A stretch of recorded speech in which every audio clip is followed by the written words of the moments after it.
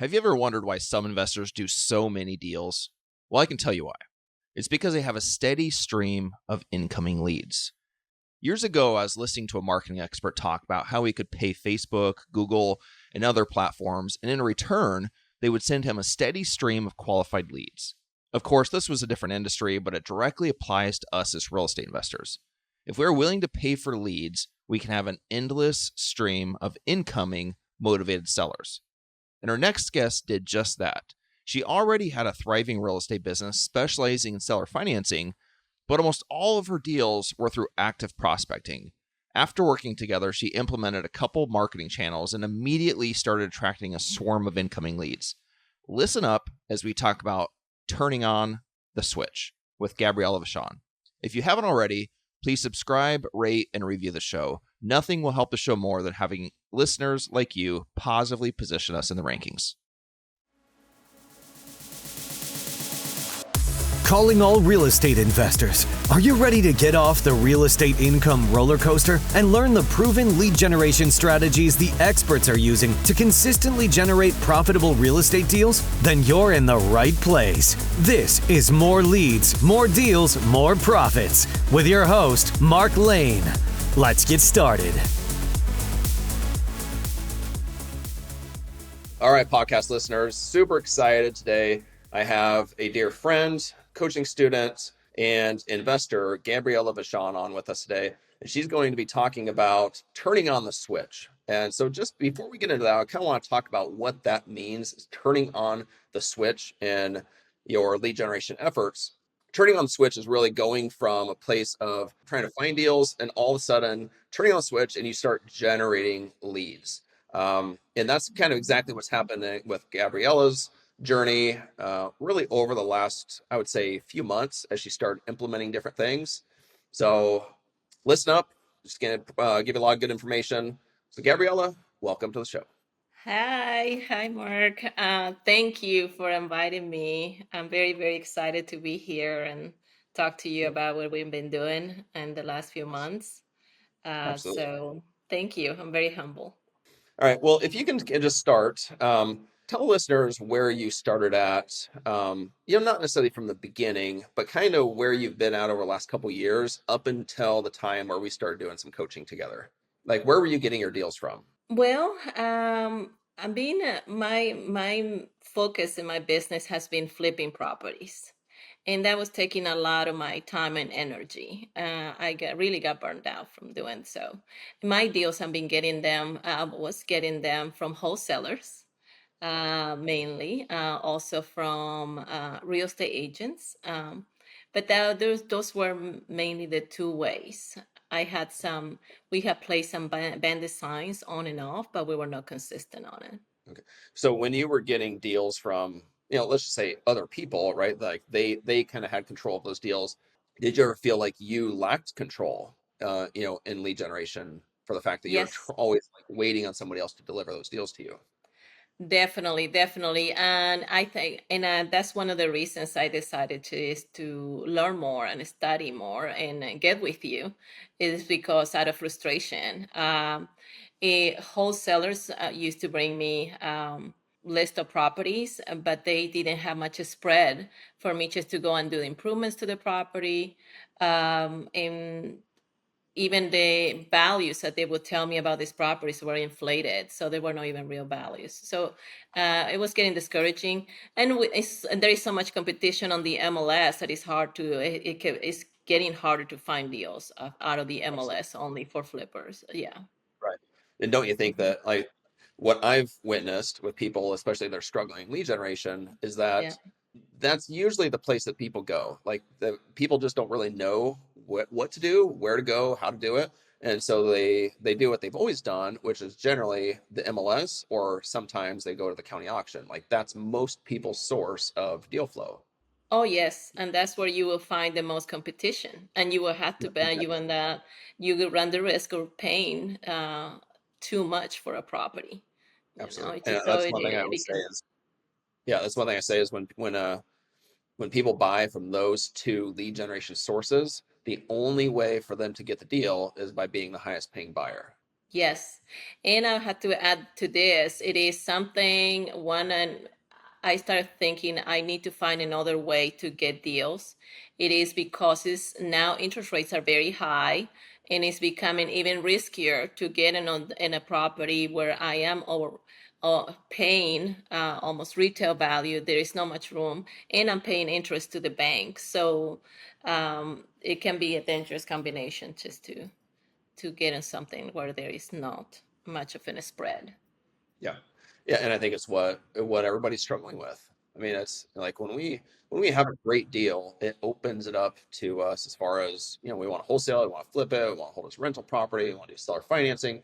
When we have a great deal, we can do whatever we want with it. Like the money's there on the backside. But if we buy skimpy deals, there's very little that we can really do. And I think that when people are buying off the MLS or a county auction, it's almost guaranteed to be a pretty skimpy deal, unless they get kind of lucky. Yes. So tell us a little bit about uh, your journey into like starting to take control of your own lead generation. Tell us kind of like that, how that happened. Well, it has been an uphill climb to be in real estate, invest in real estate, and it has gotten easier in the last couple of years for me. We've been flipping properties. And once again, the problem has been just to find good deals, and it has become harder and harder. Um, so So I we want to had stop you for to. a second. Let me stop for a second. Mhm. So uh, you said it's been getting easier the last couple of years. Tell us why it's been getting easier. Because I know that people that are struggling in real estate or struggling or they're starting out and they're struggling, they want to know how it gets easier, why it gets Where easier. So how it's gotten easier for you. Yes, what I meant to say about easier, it is because I got started on investing about 5.5 years ago. So like on everything, it's a learning curve in the beginning. So for the first 2 years, and this is what I tell people, they need to hang in there. It is hard. It's difficult because it's something new, and that's what it was a little harder in the beginning. But then we started getting better, remodeling the properties and getting everything together, and it got easier. But then we run into this issue of finding deals, and so we knew how to flip properties, how to do numbers better, but we had a hard time finding the properties to buy. Okay. So to reiterate, you were getting better at all sides of real estate, but you were Yeah. struggling on lead generation, right? Sound about right? Yes, yes, Okay. exactly.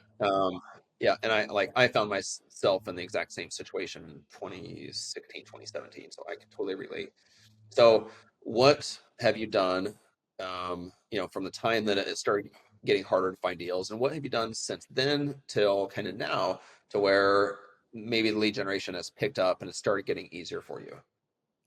Well, I was very stubborn. I actually learned about your coaching about a year ago, and but I was flipping, so I really wanted to flip as many properties as possible. We flipped 26 last year, and Okay. but at the end of the year, we completely got burned out from doing though. It seems we were doing this the hard way, and also was becoming very hard to find deals. So that's when we decided to pivot and at the beginning of this year go fully into lead generation. Yeah. And I know in our coaching, we kind of are veering more into the wholesaling side of things, which, wholesaling is the exit strategy. Like that's just an easier way to make the profit. But I know that, I know that it took a little while for you to not to catch on, but to adapt some of the different philosophies and stuff I was trying to help you with. So what changes have you made since starting? Well, since the beginning of the year, we decided to focus in finding deals, and finding good deals, and that required for us to be to implement the different ways of lead generation. In one way, we were started doing bandit signs. That was our first thing, and doing it consistently. The other way, then we implemented it is we started sending postcards, and that's another one. And also, we talked to a real estate agent, and now we are also getting deals through our agent, but we are working in a different way. We are being more aggressive about making as many offers as we can. Okay. So bandit signs, direct mail, and working the MLS, right? Yes. Mhm. Okay. So let's break each of those down a little bit further. So tell us about the bandit signs. How much you spend, uh, like how often do you put them out, how many do you put out, and kind of like an average return that you're seeing on that. Well, bandit signs, I believe, is a very reliable way to bring deals, especially when there is no, you know, how much money to invest in the marketing in the beginning. I Right. think bandit signs are a very good way. They are difficult because it's one of the to do because it's something that has to be done constantly every week. You have to put signs, and Very if you don't, very monotonous. we did it, and and now we have slowed down some because we're getting too many calls from direct mailing, and we are small enough where we can handle so much volume. So we had to. No, let's listen to what she said there because it's such a good piece that she's now having to slow down on other marketing channels, specifically like bandit signs, because now she's getting so many leads from the direct mail. And so that's really like exactly what we want, right? Like we want to get to the point where we have an abundance of leads flowing in. Once we do, it shifts it to where we go from a lack of leads to suddenly an abundance of leads. So it's a fantastic problem to have. And don't get me wrong, it's a problem, but it's a much It better is. problem to have than a lack of leads, right? Yes. So Band designs is something that has worked for us, and we started using band designs, I would say about 3 years ago. okay. And I have to say, I'm grateful to Band Designs because if it wasn't for Band Designs, I wouldn't have been able to get a lot of the properties we have acquired in the last 3 years. That was Okay. our way to go. My sons were the ones placing the signs on in the corners, and they were still out there doing this. But we were able to get quite a few properties with by just Do you doing have this any past problem 3 years. do you have any problems with like the city, I did. municipalities and regulations and Well, actually, I only had one situation with the city, and but I only had to pay. I think they just gave me a penalty that I paid. It was like $140, and the judge almost laughed when she saw me there. She's like, "Why are you here?" And I was like, "Well, just for placing signs." And she's just like, "Okay, just pay 140 and you're fine." But that was the only mini little situation. But this is no.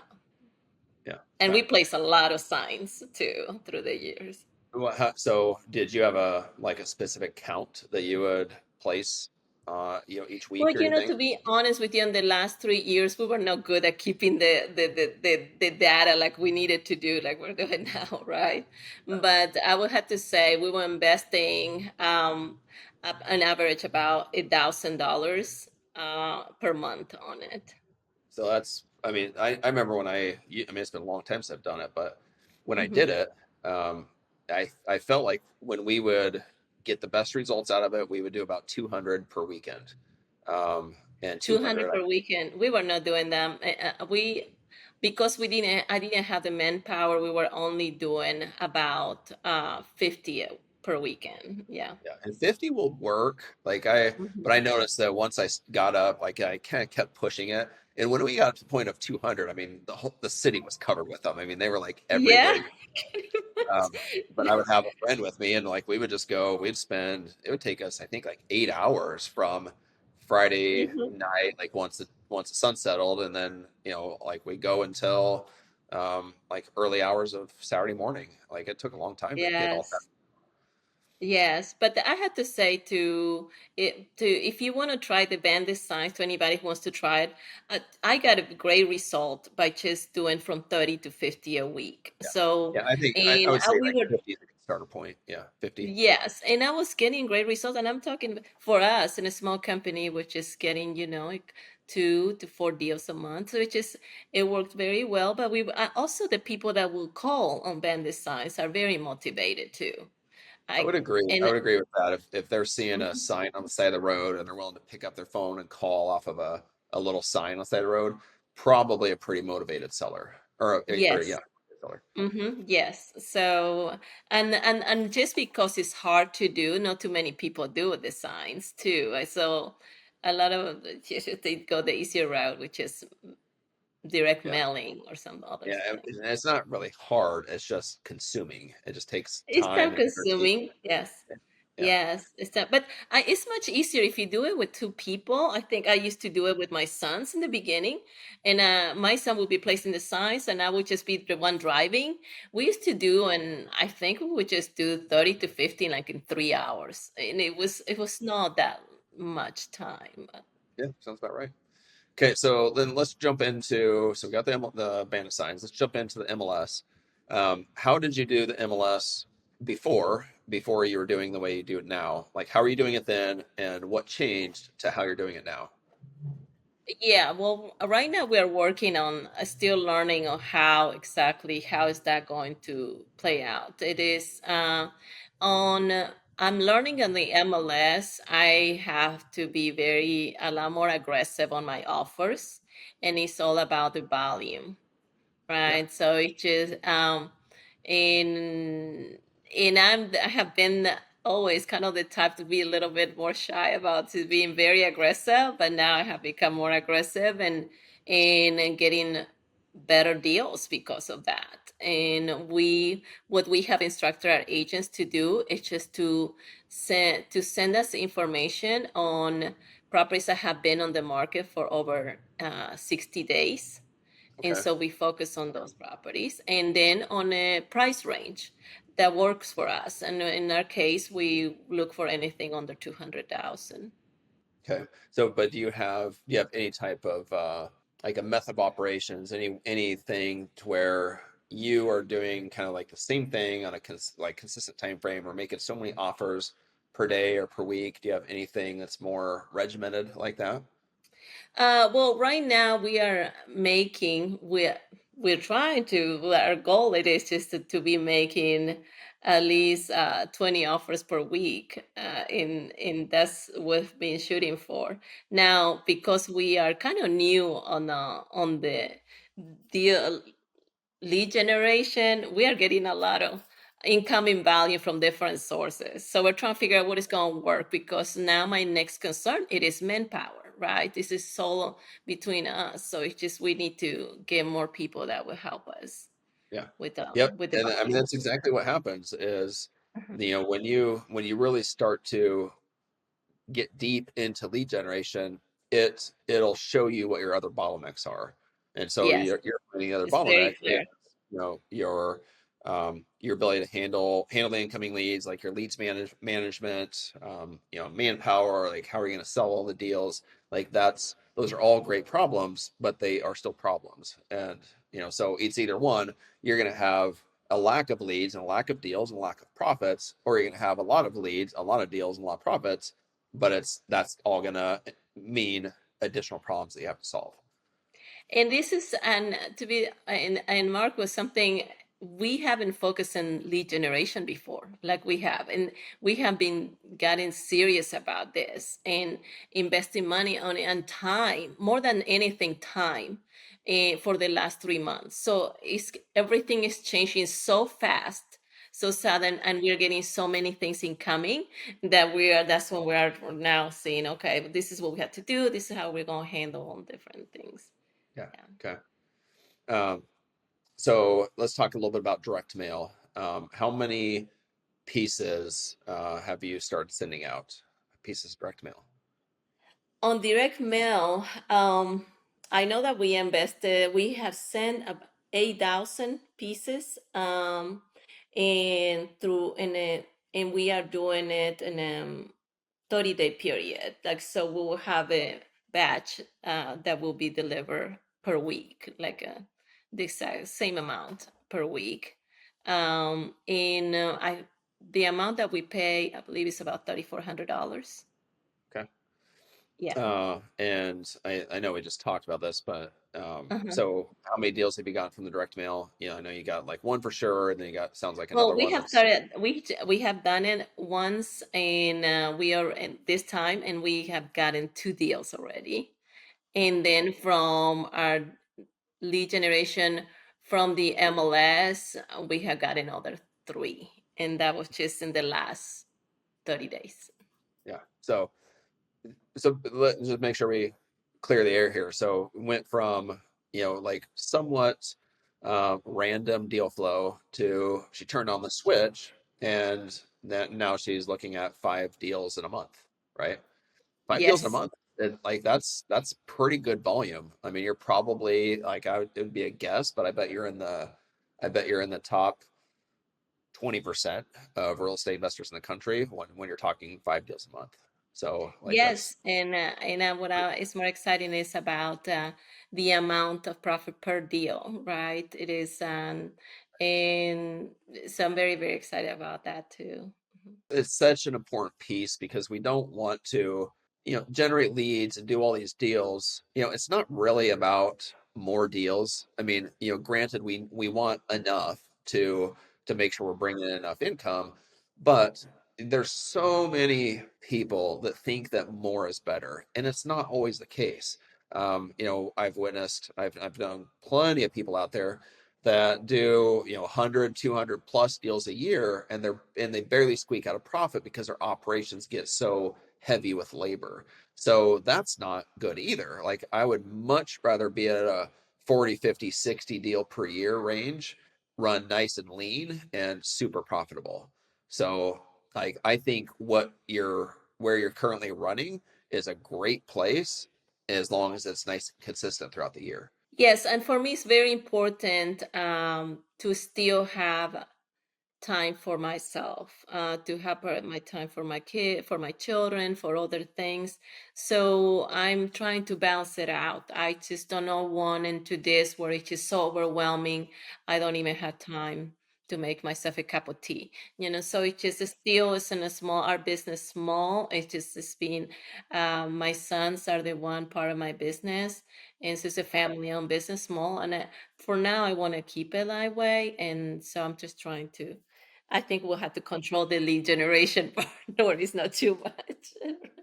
Yeah, I mean, we'll continue working on it, but when we look at 5 deals a month at $20,000 a pop, if you can be averaging that, and I think that you can, I mean that's $100,000 a month business, So granted, you're going to have Yes. some marketing costs factored in, you're going to have a little bit of labor factored in, but you're still going to be running a very profitable business. I mean, you're probably looking at netting a $500,000 a year on that business model, and that's Yes. fantastic. Yes. And that all will go to pay off my rentals. Yep, there you go. Yeah, buyer cash flow. Okay, cool. Yes. So with everything that's happened in your journey into real estate, I think you've been doing this for what, about 5 years? Hmm. All Yes. right. 5.5 years. Yes. What feedback would you have for listeners? Like people starting out or that are struggling, probably a lot of people that are slowly following in your footsteps. What feedback would you have for them? So many things I would like to tell your listeners. First, it's just one of the biggest thing is just to stay positive and just keep pushing forward. And in the beginning, anything new is hard until you get more comfortable with it. This is a little bit uncomfortable for me, lead generation. It's not something I have done before. But I'm learning that if I would have known what I know now about how to generate a deal, it wouldn't things wouldn't be that much easier for me. So for you guys, you're getting this information now. I said concentrate in getting the deal. How can you? And it is about and they are out there on the MLS, and they are out there even if you do bandit signs, and that's how you start. But you have to get your name out. You have to get your name out there, and people have to know that you are looking for properties to buy. Yeah, In one thing is for sure is they are not just going to fall in your lap. That just Yes, does and like this is not yes, once some. you're experienced, it will, but not in the beginning. But I have to say, Mark, too, that's something I have changed for me. It is that we are very intentional about setting time aside every day for lead generation. It's not something we have done before. And now we have said this is how many hours we're going to dedicate just to finding properties and to and then it starts things start happening by talking to agents, by by talking to different sellers, by getting our name out there. We're starting getting calls. I would say that's probably the most valuable piece of this show so far that we've gone over is setting aside time to focus on lead generation. And so that might mean setting aside time to get your marketing place, setting aside time to make offers on the MLS, setting aside time to do to do outbound calls, whatever it is, but blocking that time to where nothing else gets in the way. And it's that what is it called, Pareto principle, the 80-20 principle, that the 20% that you do is specifically when we're talking lead generation is going to produce 80% of the results. So it's a very, very good nugget. So true. Yes. Okay. Where do you see yourself going, over the next couple years, few years? Where do you see yourself going next, or what's on your horizon? In my horizon, my goal now in the next 12 months is to average $50,000 in revenue per month on some wholesaling, and bringing properties in, because I will be concentrating on lead generation. I will not be concentrating so much into flipping properties. So and then that extra income, use it to pay off my rentals. Yeah, there you go. Yeah, I mean you're talking a $600,000 a year business. That's and it's still crazy. Like, I mean, I've been doing this a long time now, and it's still crazy for me to think that what we do once we're established, once we understand what we're doing, once we have a little bit of a team built, that we can relatively easily generate $500,000 plus per year. And the reason I find that amazing is because, I mean, you're talking that's better pay than most doctors, most high level corporate employees that are working 60 to 80 hours a week. It's better pay than most professionals out there. And I don't know about you, but like for me, like our business does that, and we're working, like I work, I mean my assistant works full time, but I work probably an average of 4 to 6 hours a day, and it's 500,000 plus or plus a year in profit. Like I still look at that, and even though it's not many millions, it's a phenomenal business model that almost anybody can do. Yes. And you are living your life by design, right? Not by default. You're designing how to live your life. And if working 4 6 hours a day works for you, more power to you. I want to do it. It just blows me away. I mean, I really like sometimes I just stop and think about it. I'm like, the amount of free time we have, the amount of income we have coming in, like the ease of this business. Like there's not, when you break it down, especially when you're not rehabbing, but when you break it down and you're just focusing on lead generation, you have somebody on your team that's talking to sellers. You are setting appointments, you go on the appointments, you set the contracts, and then you unload the contracts to other buyers. Like there's just not even that many steps in the business. It's pretty amazing. So, so true. I didn't realize that part about that part of the business, but we have been so focused on remodeling properties that now, as our properties have been getting sold, and now we're just getting into these properties that we're not going to be remodeling like that, and so we're having more time. So we're Right. having more I time. think that I think things have shifted, right? Like I've been in it for 14 years. When I started, I don't think I knew of anybody that was wholesaling. And this show's not really about wholesaling, but I don't think I knew anybody that was doing it. And the market has slowly shifted. There's more buyers out there. There's less sellers. Lead generation has got harder, which is why that's why we're doing the show. But everything has changed to where now, like people that are getting wise to this. They're saying, I want the most simple business model I can have without all of the hassle in the business. And there's, a lot of people still are running with old ways of thinking and old ways of doing things. They're still doing a ton of rehabbing, and they're still, only using one source of lead generation, and they just haven't realized that there's an easier way. Yes. If you, I believe it's just if you have access to the deal and you have the power, you have the control over the whole thing. So then, so if you get good at it, right? It's just sky's the limit how much money you can make, and then from there. The I like the quote, he who controls the inventory controls the market. So Oh, when you start to have control over your own inventory, you might not necessarily control the whole market. Like obviously you're not doing that kind of volume, or anybody for that matter, but you have control over your deal flow. You have control over your finances. You have control over like your own personal market and economy. So yes. learning how to control your own deal flow is so vital to everything.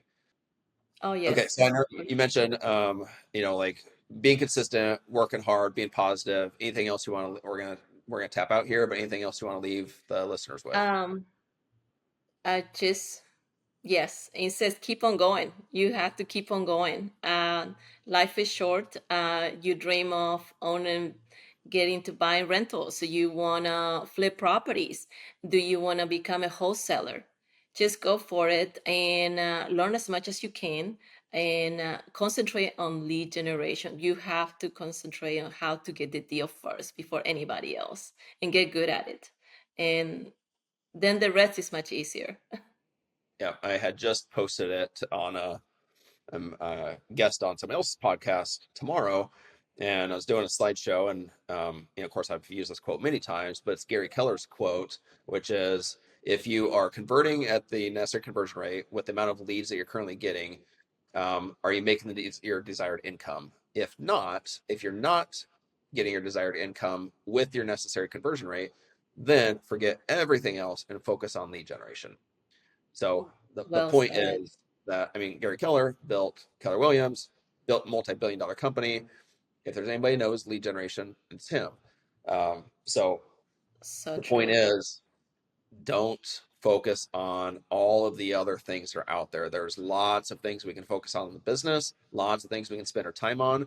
Forget all of them until you're making the amount of money you want to make. And that's going to happen from focusing on lead generation. Oh, yes.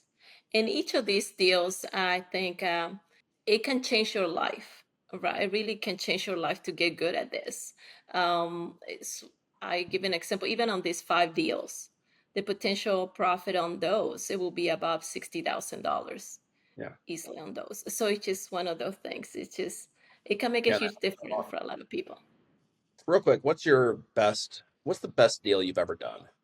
The best deal I have ever done, it was one that we did last year. It was a property that it took a it took a it was the first time we had to remove a swimming pool from a property, a big swimming pool, but we did it, and that was a profit of $90,000.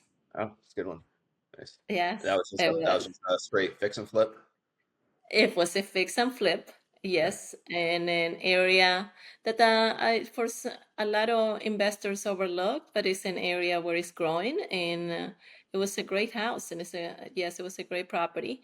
It still, it's 90,000. Again, like I've been doing this a long time. This stuff still just amazes me. I mean, right. people work so hard, work so many hours.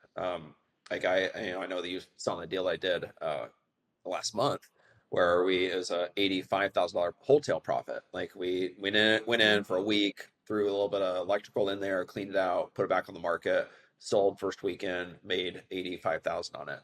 And Nice, that nice, was the equivalent of 2 full years when I worked at the factory, 2 full years at 60 hours per week to make that same $85,000. right. 6,000 plus Yes. hours, and I did it in 2 to 3 hours. Like it just Wow, blows me away. Like every time we do it, it blows me away. wow. And So I have to add that one of the deals that we have gotten under contract, one of the 5 deals. I just got the appraisal back, and that property is estimated to the appraisal came back at $245,000, and we are buying it for a sales price of $85,000, and it is probably about only $50,000 in work. So it has plenty of margin, and we did it just by concentrating on in making more aggressive offers in the Where did you MLS. expect the ARV to come back before it got appraised? What was your expectation? I was expecting it really to 10, but it came back even higher than I expected. So are you still wholesaling it, or are you gonna flip it now? in this one, that one probably is going to be wholesaling. Yeah. Okay. Because it had some termite damage in a laundry room that was scaring off people, and but we have hired termite companies, and I have had my contractors. I have people inspected, and it's not going to need much just to put it back together again in that area and sell it like that. So, but it's not going to be a full flip. Okay, cool. It'll All be right. sold Well, to- Gabriella, thanks for joining us. You've Thank you. you've dropped some good information here. Especially with again, my favorite part was talking about blocking time for lead generation. Such a good point. So, thanks for sharing with us. Thanks for being on the show. Thank you guys. This episode is over, but we're not done here. For tons more actionable advice, be sure to subscribe to the podcast so you never miss an episode. Ready to get help from Mark directly? Visit marklaneeducation.com to schedule a consultation and kickstart your lead generation strategies right away. We'll see you next time on More Leads, More Deals, More Profits with Mark Lane.